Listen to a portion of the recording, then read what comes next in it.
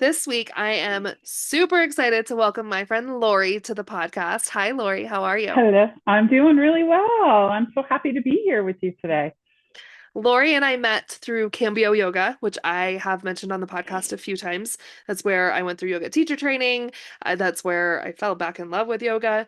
But Lori was the seva on Thursdays when I moved to Thursday night teaching, and we Yeah. became fast friends. It was a Yeah. couple years ago now, Yeah. but it's funny because we spent pretty much every Thursday together for a long time, unless one of us was traveling.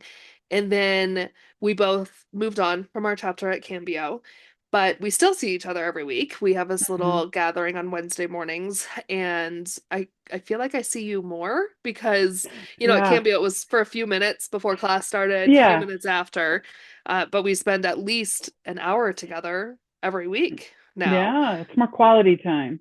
Yes, for sure. Yeah. But Lori, Yeah. tell everybody what it is that you do. What do I do? Well, I'm a recovering single parent. I would say that. That was my life for a really long time. And so the last about 4 years, I've actually been having a life as an adult again without anyone else, which has been a journey, which is great Mm. though. It's great. I in 2020 with a lot of people, my job shifted and it went away, which was 100% what it needed to. I was too afraid to leave, but the universe booted me and said, "Here's a really nice severance package for you."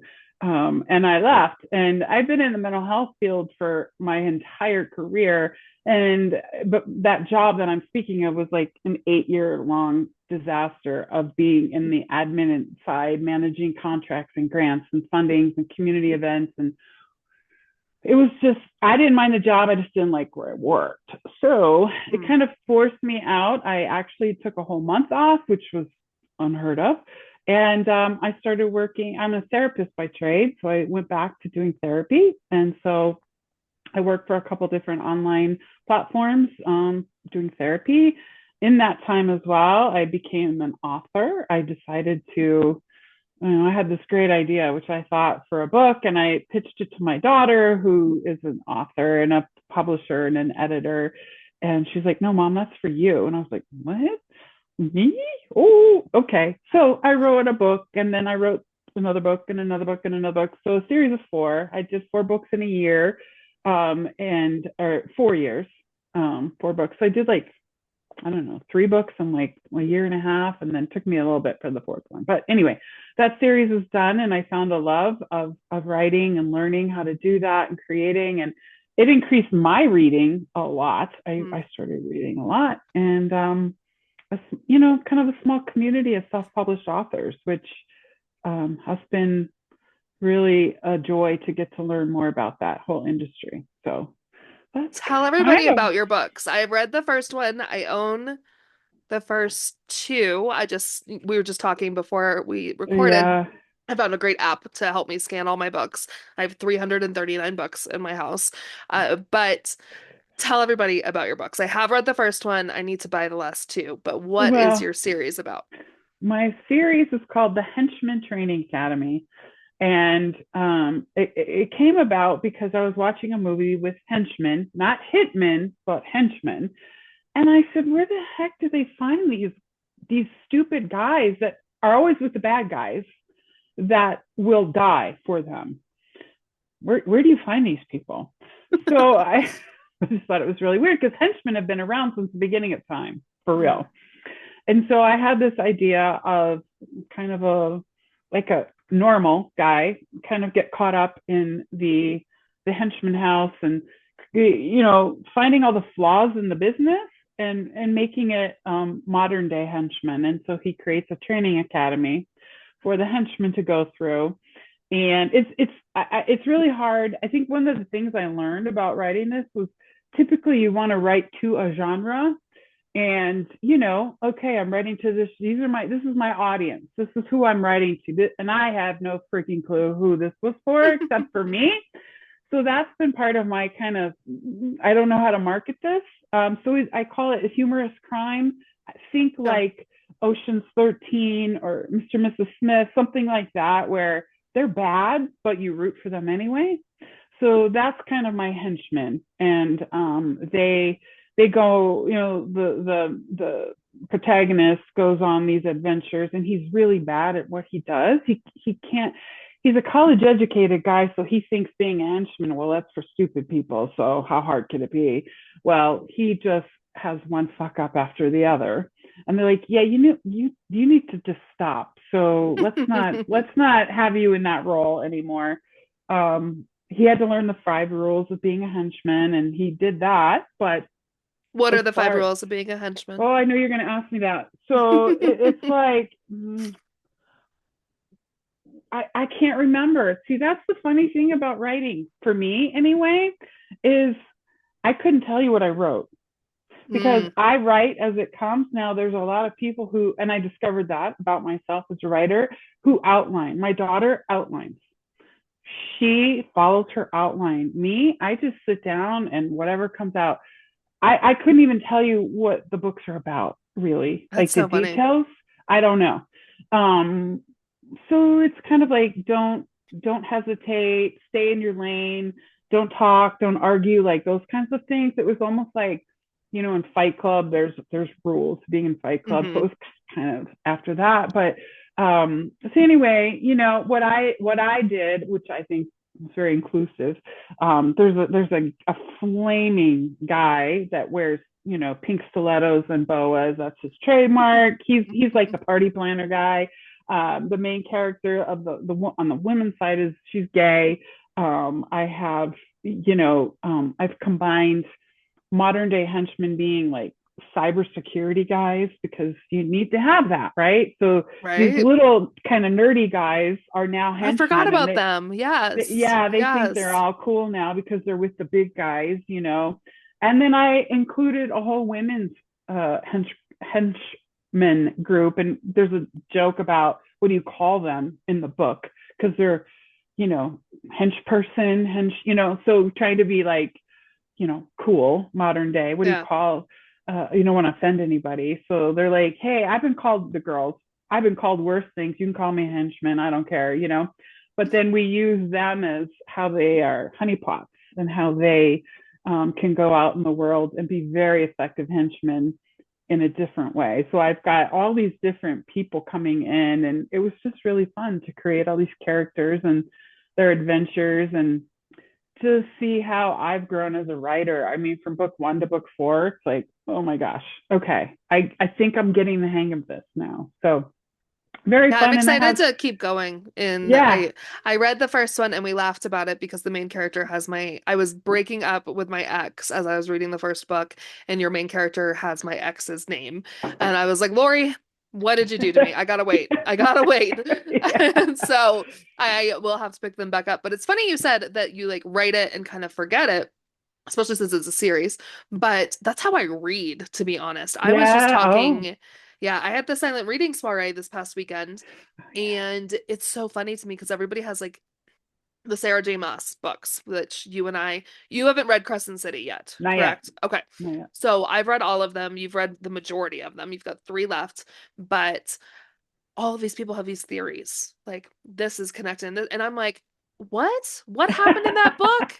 Like, what king? Who are you? Like, the kings between Throne of Glass and Oh, ACOTAR. forget it. Yeah. I'm like, I don't even know. Like, I just learned, and we'll talk Yeah. about it once you read Crescent City, but there's a huge crossover between Throne of Glass and Crescent City too that I totally missed 100%. I text our friend Liz and she's like, "Oh yeah, you didn't realize that?" I'm like, it doesn't I love books. I love reading. Yes. I've read almost 70 books this year, and but it doesn't stick. And I No. am fascinated by people who it just they retain all of it. And I'm Yeah. like with Fourth Wing, I have to reread the first 2 before the I third I one do comes too. That out. if I want to retain anything, it's a second read. Yes.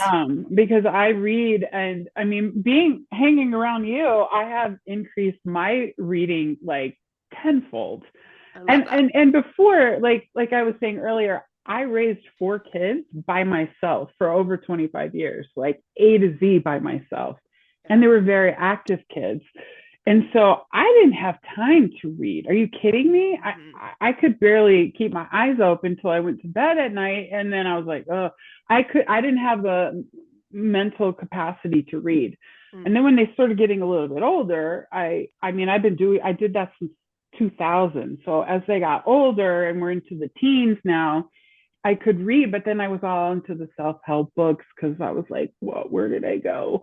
And Mm-hmm. reading that, and then it wasn't until, I mean, really a couple years ago, I was like, "Oh my God, I used to read before kids, but Yeah. I've been having so much fun, romancy, reading that. I mean, I'm like, Mm. oh my God, what was I missing? But I couldn't though before. I didn't have the mental capacity to even stare at a page at the end of the day. So I've been Yeah. having a lot of fun reading and catching up with the world. And There's yeah, so, but now it's like, I mean, same thing. So after I finished my master's degree, which was in 2017, I was so over reading because of having to read right. textbooks. So I mean, I guess it's not that long. From 2017 to 2020, I really didn't read a single Yeah. book. And then, I mean, now I read every night. So my big thing, I have ADHD, undiagnosed, but definitely, and I'm a business owner. And that means my brain never stops, ever, which a lot Yeah. of you listening can probably, even if you don't have ADHD, as a business owner, it's constantly going. Mm-hmm. What do I want to change? Where's the next customer coming from? Whatever. And I Mm. realized my sleep was suffering Oh. greatly. And this year, it wasn't a conscious decision. I wasn't like, oh, I want to sleep better this year. But I just decided I was going to start reading at night. No Yeah. matter what time I went to bed, I was going to open my Kindle or open whatever book I'm reading and read at least a page. And some nights, it is barely a page before I'm falling asleep again. Yeah. But I'm able to tune into, especially fantasy books, which you and I read a lot of, that lets me separate myself from my Mm-hmm. world, which sounds Mm-hmm. kind of weird, but and enough to let my brain slow down so that I can get some actual sleep. And I mean, that's not to say I still don't work. I end up working till midnight or 1 a.m.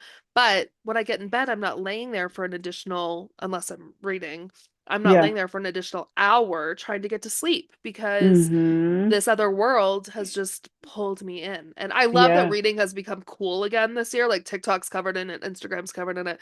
And I love people are re-immersing themselves. And a lot of us who read, For You Before Kids, or, I'm of the Harry Potter Yeah. generation. Stood in line for the Harry Potter books, and all of us are finding our love for Yes. reading again. Yes. And that makes me so happy because we lived overseas when the first Harry Potter came out. And we came back, and one of my friends was like, "Have you heard of Harry?" And I'm like, "What?" And so I just have to say, I was a very hip mom. My son Nick was Harry Potter before you could buy a costume in the stores. I That's made my, amazing. oh, that's how, yeah. And I read the first two books out loud to him. And it was so much fun. He was in like first grade or something. And so it was just our special time. I had two little babies and Chris, but I was like, nope, nope. Nick and I are reading our Harry Potter, and then I read it, and then Chris like, "Can you read it to me now?" No, sir.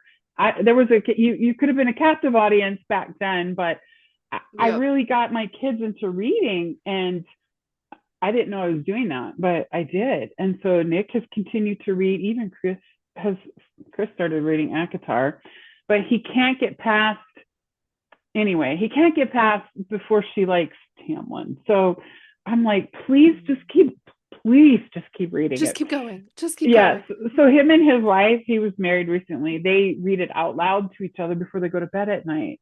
And so it's Cute. really cute that they incorporate that. And of course, Kaylee inhales books. So Yeah. she has Jen inhales sunshine and fresh air, and that's her thing. Yeah. I mean, my but husband, RJ is reading Throne of Glass right now. I And love like it. I Yes. I love it. But let's back up because your journey has been very unique. And part of this podcast is the fact that all of our journeys are really unique. Yes. And I fully believe that half the point in entrepreneurship is being able to do it the way you want to do it. And so Right. often, like when we started our Wednesday group, I was asked by two other people, like, oh, do I need to get my website up? Do I need to do this? Do I need to do that? And I was like, you know what? I didn't have a website for the first 3 years. I did not bother to do it. My business is all referral based. I update my website with the podcast, and that's about it at Mm-hmm. this point. Mm-hmm. Mm-hmm. Would I like to do more? Yes. But the point being, we pick this journey of entrepreneurship to do life our own way. And Mm-hmm. but it is so easy to fall into the should I or I Mm. should camps when the whole point of this is to blaze your own path. And of course, use other people that Yeah. have been there, done that. But what made you decide to want to write and to go a little bit on your own and Yeah. start this entrepreneurship journey after your kids were grown? Well, so I was also a single parent when they were very young, and I was doing Mm, therapy all day with kids, and I got cooked. I was giving emotionally all day to little kids, and then I'd come home to little kids, and it was non-stop. And I couldn't, I was over the edge. yeah. So I switched and I started working in a community mental health center on the admin side, supervising people, managing grants, funding, not therapeutic at all. And Mm, that's the job that I was like, I don't like to use the word hate, but pretty much for 8 years, the big hated. H word came in, and I Mm-hmm. tried so hard to like it. And I tried to make it my own, and I tried it, I tried it, I tried, and I just was like, ugh, all the time. It was just so oppressive. I would literally get a stomach ache. I would get some, it was just not good. And so the universe, it was great. It was so great because the contract for the next year had been signed, a couple of months, we're moving forward, and I get the HR meeting on my calendar, and I'm like, oh my God, they're firing me? Like what? And so I got on this call, and I'm like, what the F is going on? And they're like, we're just gonna let you go because your contract, your job isn't in the contract. And I'm like, it's fucking, yes it is, but let me hear what you're saying. So then they're like, oh, and you're gonna get, all this money and this money and this money, and don't forget to file for unemployment, and this money and this money and this money, and this was like Labor Day weekend, and we'll pay you, through October, and you only have to work through September. And I'm like, what? And then they're like 2 days later, oh, you know what? Never mind. We'll just pay you the last 2 months, and your last day will be November 1st, so you have insurance. And I'm like, they kept just handing me money. I never had so much money in my life, and I didn't have a job. And I was like, okay, thank you, universe, because you kicked the shit out of me to go someplace else. Well, Mm-hmm. then what do I do? Oh, I was telling my son, two of the online therapy places emailed me and said, hey, we'd love to have you work for us. And I was like, oh, I can do that. And he's like, why not? And I'm like, oh, well, I You're don't like, oh know. wait, why not? Yeah, that's Why right. not? And I had really huge imposter syndrome when I went back to doing therapy. I was actually terrified to do therapy again because I hadn't done it with adults for a long time. Most of my career was I worked with foster kids. That was like my thing, and I loved the foster kids, but I also had some trauma from that. I mean, I heard some horrific things, and I didn't want to bring that back into my life again. I didn't Yeah. want to do that anymore. And so these places hired me, like, yep, here you go. And I was like, oh my God, let's do it. Oh my God, and I was so, so scared. But I was also like, oh, what? I make my own hours?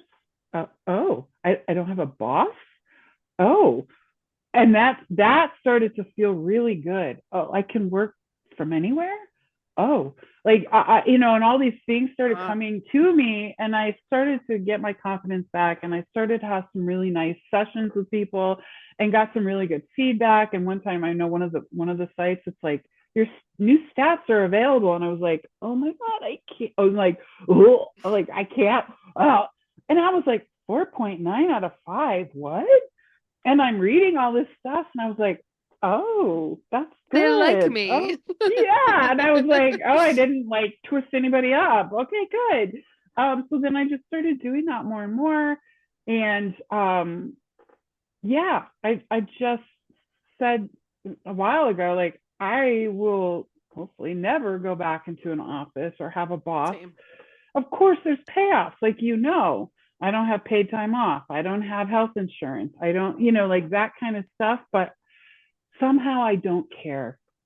And I will Yes. continue to develop my practice. And I'm so enjoying watching myself learn, as I go of what I'm good at. And I mean, I'm telling, I sometimes I hang up a call and I'm like, where does that come from? Where do I say this stuff from? Like I was talking to this one client who he's a kick-ass guy. He was, I mean, he's transitioning from 34 years in the military as a colonel, graduating from West Point, and being like the guy who developed the plan to get all the civilians out of Afghanistan. Oh, I wow. mean, high up, right? And he was like, wow, you're really perceptive. You're really, and I was like, am I? Oh, You are. thank you. You are. Um, so, so I'm not that that's what I need, but when you're dealing with someone's life, it's good to hear that you're not pushing them in some place that doesn't feel good for them. And I pretty Mhm. much can tune in and know like, okay, yep, I know. Yep, I know. And, but I don't take it like, I'm not like arrogant about it. It's just, Mhm. I think sometimes it's so good to have someone hear you and Yeah. validate you and listen. And like, I cannot tell you, one of the common themes I've been getting is people challenging traditional relationships. And there, like one person was almost in tears, well, he was, that I didn't judge him, and I was like, dude, it's your life. Like, you do you, right? But let's figure out how you can do you and be In the okay best with way. it. Mm. Yes. So Yeah. anyway, so I'm moving forward, and I get people referred to me through these websites, but I'm like on the precipice of going and being like, okay, I'll just put myself out there now as Mhm. me and take referrals. And that's Because interesting, like stepping stones, right? yeah. So, and so many people, I can't remember, I don't know if we've ever talked about this on the podcast, but something that I come back to, and for you, it's stepping stones, like using this third party, or for VAs, this Mm-hmm. didn't exist when I became a VA, but there's a lot of services that you can become Mm-hmm. part of a website that will refer out Mm-hmm. VAs. You get paid a little bit less than if you were on your own, Yep. but you take a lot of responsibility away too. And something I come across a lot is people thinking that means they're not succeeding at entrepreneurship because they're Yeah. using these resources. And I Yeah. think that's such an important thing we have to try to move away from. I mean, for Yes. me, it was my W-2 job that I left, I can't believe this, 3 months ago, Yay. I'm so which glad is you did. nuts. Oh, it was looking back, the universe really does provide exactly what you needed. But I also Mm-hmm. had to do it in my own time. But for me, just because I had a W-2 job didn't mean I was any less of an entrepreneur. It meant I was Yeah. working myself to death. But I think it's important that we use these resources out there. Like, you don't have Mm-hmm. to, like, for you, the day you got laid off, you didn't have to jump in to trying to Mm-mm. promote yourself as a therapist on your Yeah. own with no like, can you imagine, No. like, No. and Christina, who was on the podcast a few weeks ago, she was using this software. She does virtual cookie ice nights, and there was this program that would connect her with businesses that were looking for team building events. That doesn't make her any less of a business owner because of using No. these resources. And we Right. have to use the resources, be it Yeah. whatever, and whatever makes this journey a little bit easier. And Mm-hmm. and those things aren't going to move from every step. Like, Yeah. you're going to move away from these online platforms. For me, it was moving away from the W-2 job. And Mm-hmm. honestly, like, when I started out my VA business, I wish there had been these websites that I could have become part of, because it would have Yes. been a hell of a lot easier to get my business off the ground. Like, there is nothing wrong with any of those things.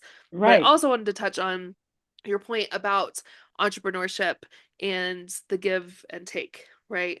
Mm-hmm. And there are some benefits of being a W-2 employee. And I Mm-hmm. imagine most entrepreneurs, we have that moment where, like, some days I wish I had a 9 to 5 that I could leave at the door, that I could get a good night's sleep because it's not my business to worry about.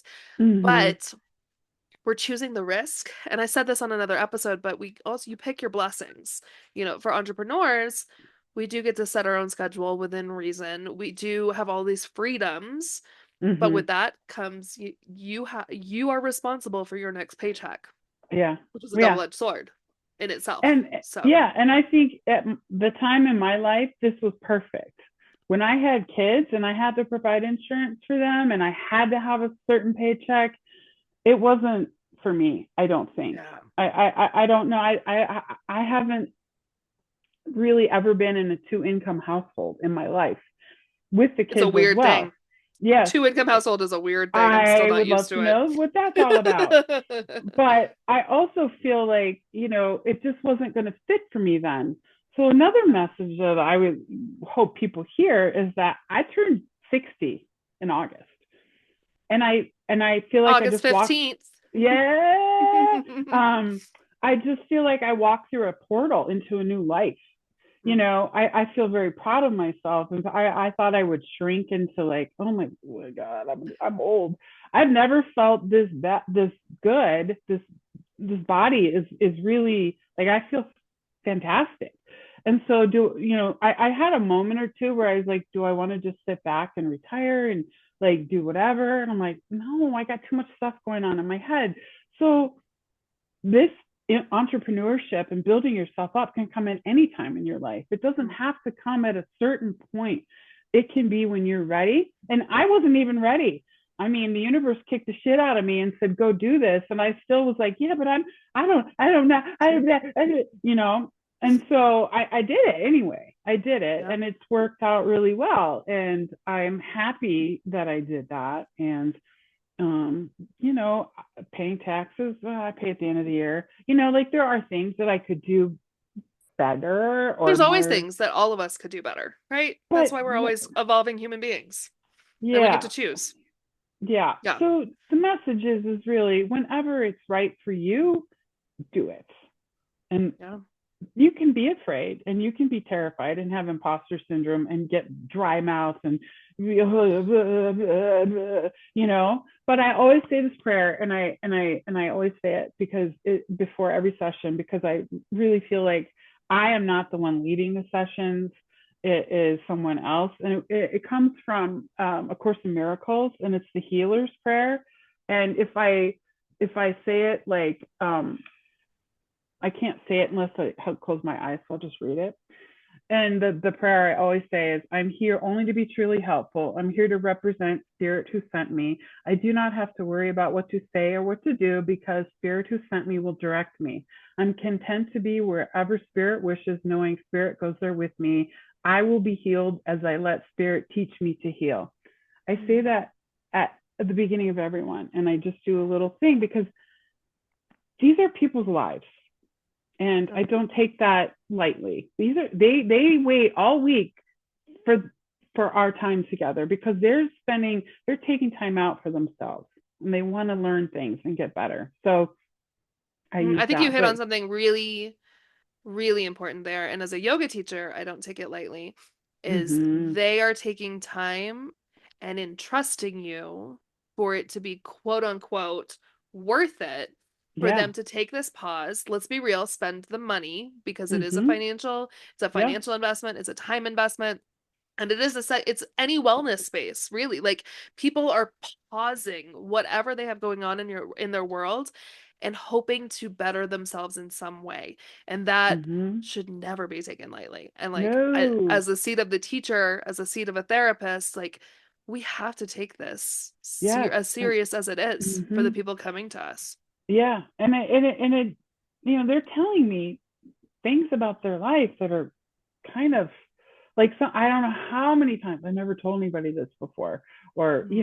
Hmm. because it's time to let go of it, and they don't have anybody to talk to about this stuff. So I take Yeah. that very seriously. That's very important to me, and I don't like sit with the TV on and go, yeah, uh-huh. I mean, no, it's very important, and I Yeah. I know that the few times I tried to go to therapy, they were all a disaster.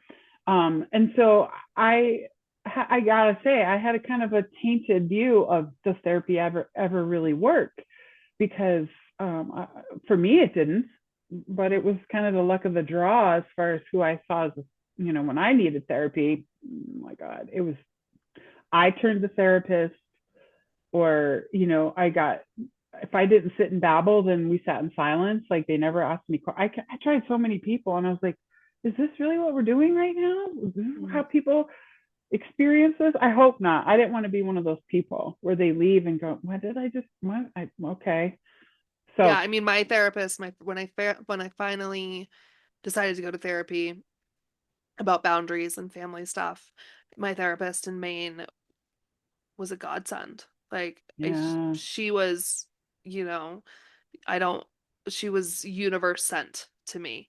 And it was as simple as like her putting a label on how I was feeling about things. Like I kept entering a situation with a family member, and finally she said, "You have to stop giving this person a loaded gun and expecting them not to shoot you with it." And that has become, and this was 2017, and Wow. that to this day, with every that's something that I take with me in all of my relationships, is what expectations do I have of someone else that Yeah. are not fair necessarily because it's not who they are. Mm. And how do I keep presenting myself expecting a different result from them? Mm. But Mm-hmm. and then, I mean, fast forward to me trying to find a therapist in Colorado initially, and I went through one of the online websites and got matched with someone in Texas. And I am not a traditionally religious person, and the whole therapy No. session was very religious and putting blame on me for the situations I was in. And I believe in accountability, but it was very much one of those like, I felt like shit afterwards. I did not feel better in any account, and I just felt like shit. Oh, So, finding a therapist that's that not sees the you, point. Yes. right? Finding a therapist that sees you, and, I'm not saying by any means a therapist that just tells you you're right about everything, but that Challenge helps. you. Yes, exactly. But Mm-hmm. let's talk about imposter syndrome because it's very prevalent in women in general, Yes. both traditional jobs and entrepreneurs, and it's Mm-hmm. become something that people are more observational of, I guess, in the last few years, I feel like. Mm-hmm. But what, a couple questions. What does imposter syndrome feel like for you? And what suggestions do you have for entrepreneurs or anyone listening, and not everybody listening is an entrepreneur, who are experiencing imposter syndrome and how to move beyond it? Well, I think just calling it what it is. Sometimes Mm, you have too many like walls built up to even admit that you don't know something, right? You're yeah, too, ego driven, and you're talking about, being tough and strong all the time. And sometimes you're not. And it's okay. I think it's okay to not know and say that. You don't have to know everything, or you could be, help me understand that. What? You know, I think I was always like, I felt like I had to be the expert. So I had to know everything. And sometimes, in coaching, it's not so much me giving advice. Therapy, it's more, what advice do you have on this? Right. So you have to kind of, do I really have advice? Am I really that person to do that? mm, But I think what helped me is to recognize that and to say, I am terrified. And you know what that meant to me? That means I really want to do a good job. That was my anxiety saying, you really want to do a good job. So your body's getting all tense because it's really important to you. yeah, So chill and trust. I had this tattoo put on me to trust. I look, trust. And I trust and I slow down, and I check in with my body. And when you do that, damn good and well if it's the wrong thing to say, or the right yeah, thing to say, or the right question to ask. And so it's just trusting yourself for being human, and for not knowing. That's the best place to come from, is not knowing, because you get to learn more. You don't have to yeah, know everything. And when you are yeah, really, I always call this like the voice of love, the voice of fear. And when you're speaking from the voice of love, and wanting to really understand somebody, it's a whole different thing than the blamey, well, you did that, so you should expect that result. What? you yeah, know and so I think it's just really coming from the voice of love and understanding what that feels like in your body, because the imposter syndrome is coming from here. It's screaming at you to be afraid and to keep small and to be quiet and sit back and not lean into it, you know And Yeah. so we chit chat like a first session, chit chat, and then I'm like, well, what is most important for you to talk about today? What brought you here? I want to make sure that this time is, you know, as productive as possible, right? And boy, people just woof, good, good. Now we can go, and then we can get a kind of a baseline to work off of. But it's. I always tell people, feel your body when people are feeling really anxious. Feel, like, put your hand on your belly and your chest and just breathe through your nose and just feel your body. People don't breathe anymore, There's and so much I power. I actually said this at my yoga class last night. I was like, I believe that a lot of things in our world could be solved by everyone just taking a deep breath. Like, exactly. and I And think for, go ahead. I was just going to say, I prescribe outside too. Mm, I prescribe sunshine and being outside, whether it's moving or not, but just sit out there and just feel, because we're so wing, wing, wing, wing. Just hmm. feel yourself, feel your Yeah. body. Who are you? Yeah. So, I think yeah. for imposter syndrome too, the two words that come to mind for me are intention and forgiveness. Mm, Because I mm-hmm. know in my business for a really long time, we're not perfect and I've made mistakes, you know? I've forgotten to post the social media post for a client, or there's been a typo, or whatever. I'm not perfect. I make mistakes. And for a long time, it was really hard for me to deal with the Yes. fact that mistakes were going to happen. It's funny, we'll go in the Wayback Machine to second grade. When I was Oh. in second grade, my dad asked my teacher to let me get in trouble, and for me to get in trouble for something, because and it was always kind of a joke when we talked about it, that I did not know how to act, like I didn't know how to respond to criticism, to Oh. something going, and not I don't even think criticism's the right word, but to something going wrong and someone calling me out on it. And I actually, I used to laugh about it when I was younger, but I think there was something there, because as a business owner, I really parried it so hard when I made a mistake. And this is not life or Mm-hmm. death, right? Me having a typo in a social media post that I can go in and edit is not life or death. And so for me, that imposter syndrome, I have to forgive those mistakes that have happened, but also forgive the mistakes that are going to happen, because it Yes. doesn't matter. I'm 6 years into my business and then the mistakes still happen once in a while, Of because course. human Yeah. being. And I am lucky enough that my clients are amazing. I really am in a position that I'm working with some absolutely stellar human beings Yay. who, and the part of that, I love their businesses, I love what they do, but they see me as a human being. I just got back from a Mm-hmm. vacation on the East Coast and I didn't open my laptop a single time. I think I That's responded to maybe 3 emails the whole time. fantastic. And my clients didn't expect me to, because they were like, Yeah. Take go a spend break. time with your Yeah. husband.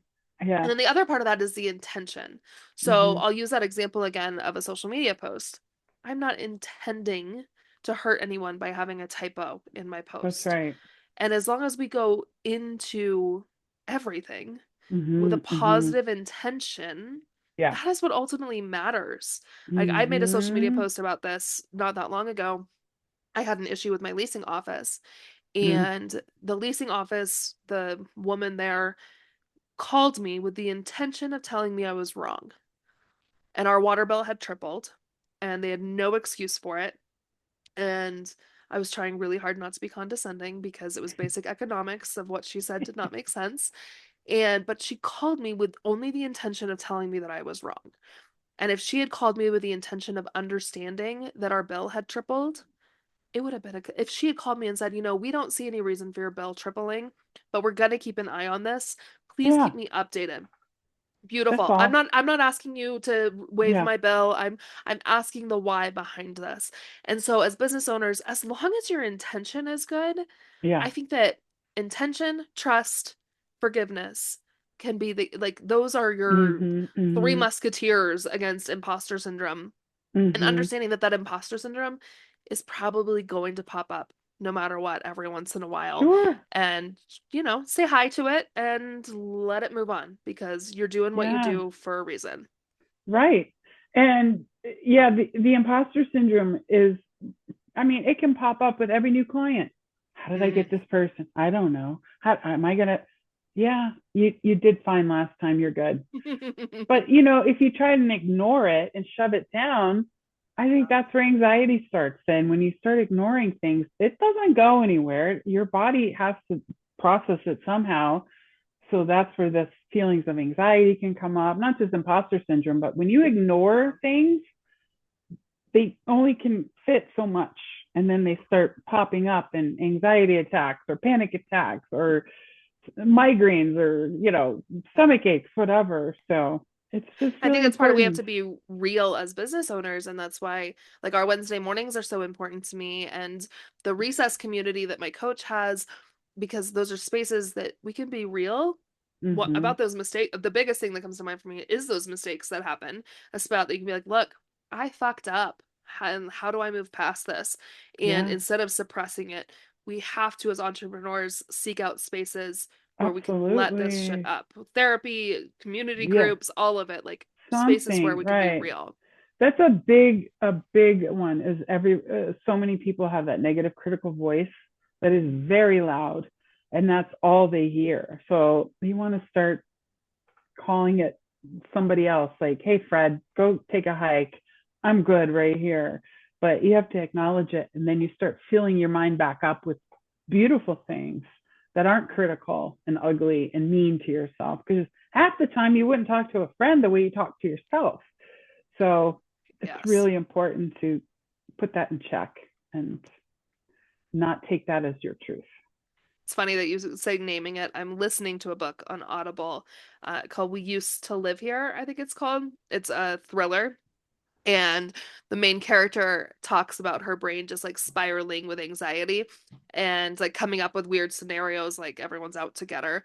And she named hers Mo, Yeah. and Mo is like one of those the monkeys with the symbols, Yeah. but Mo is like the wish.com version of the monkey with the symbols. Like the symbols don't quite work. And it's just funny that you say that because I just listened to this part of the book where she named him Mo, and she talked, she's like, oh, and then Mo popped up and this and this. So it might feel a little crazy, but I date like my anxiety and my depression. Like sometimes my Mm-hmm. depression isn't around much, but my anxiety likes to sit on my shoulders, and Mm-hmm. I have to be cognizant of that.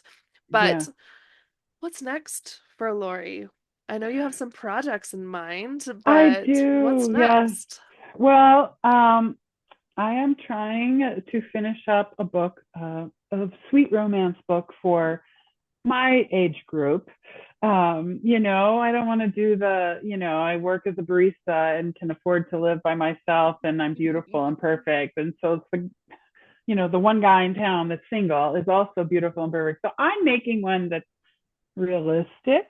So I'm doing that. I'm going to start a nonfiction book in January about people's dreams, not the kind you have at night, Yes. but in real life.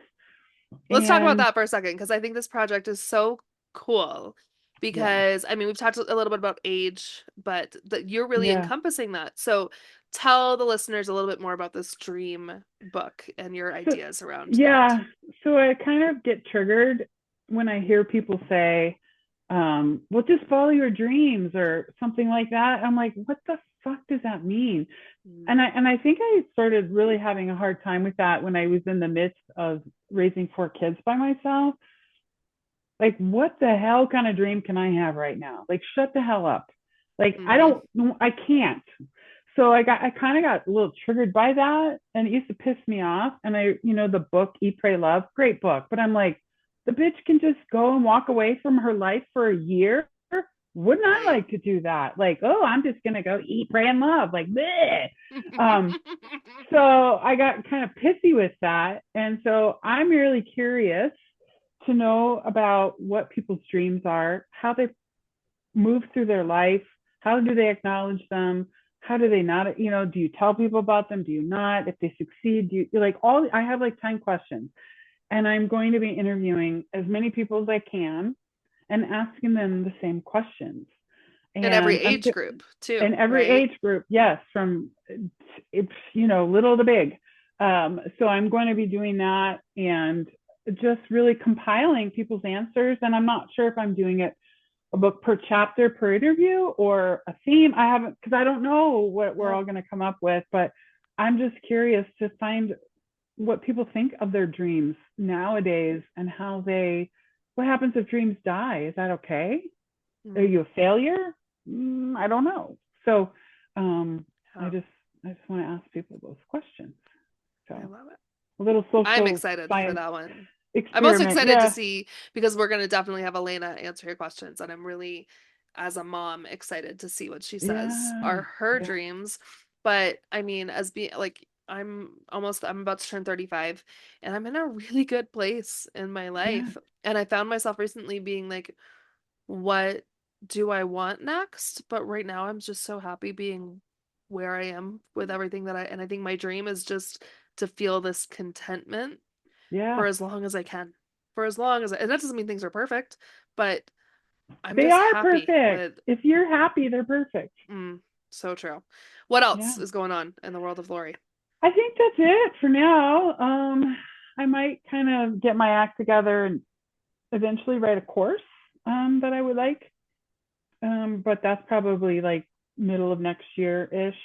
I'd like to Yeah. finish the romance book and get the nonfiction book out, and I have a couple other, fiction books in my head. So I I needed actually to have an idea pause. for a thriller I need to talk to you about. I might have Oh, found what I want to write. I So, hope you do. It's the most amazing thing that you write. It's like having a baby, and then when that book shows up, and you're like, oh, I look at all these words I wrote. Ah, it's a cool feeling, and if you are a book person, so yeah, I think it would mean even more to you to look at yeah. that and go, oh my god, I did that, and then you look at the back and there's a picture of you. Like, I mean, come on, Mm. Mm-hmm. it's Yeah, it's just I feel something. I feel it like it's coming soon for me. I think right because I really want to write a fiction is what's so it's coming. And really, you know what? If you give yourself a half hour a day, it'll get done. You don't Mm, have to chunk off hours and hours of your day. yeah, yeah. You can do it. How can people find you if they're interested in therapy, if they're interested in finding when you're reaching out for the dream project, when courses, what is the best way to find Lori? Well, really, like to find me for therapy, you can go to psychologytoday.com. It's just a kind of a clearinghouse. It's a place for everybody can go to find a therapist in town and just type in my name and I'll pop up and it'll give you it's got a really great info. It's like a website. It's got all my Oh, stuff on there where how to find me.